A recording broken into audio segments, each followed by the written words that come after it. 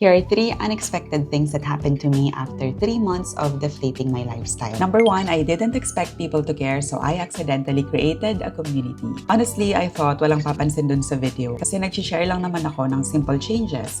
Less gastos, simpler days, more intentional living. Nothing flashy. But suddenly, people started relating. Messages came in like, ako din, finally, someone said this, and akala ko ako lang. Before I knew it, it wasn't just content anymore. It became a community of people quietly trying to simplify their lives too. And that surprised me the most. Sometimes when you stop trying to impress, you actually start connecting. Number 2, I became less reactive with money. Hindi na ako yung deserve ko to every week.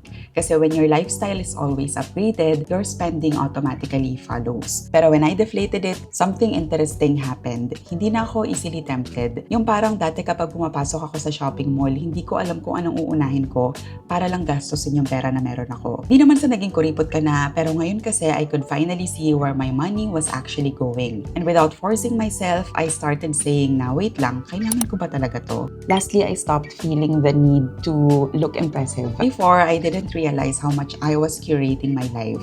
Where I eat, what I post, what I buy, parang everything needed to be shareable. Dapat pwede ko yan i-post sa my day.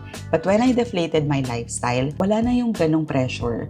Hindi na kailangan mang-impress ng ibang tao. And honestly, I thought I was shrinking my life kasi syempre nag-downsize ka. So feeling mo, downgrade yun. Eventually, na-realize ko na nire-remove ko lang pala yung excess. Yung mga sobra sa buhay ko na hindi naman talaga nag-add ng value or hindi naman nag-i-improve ng lifestyle ko. So if you're in a season then where you feel like everything is expensive emotionally, financially, maybe the option shouldn't always be to add more, to buy more, to spend more. Maybe it's about simplifying first. Follow along and in my next video, i-share ko sa inyo kung paano ko hinili yung inner child ko without overspending. That's it for today. Ciao!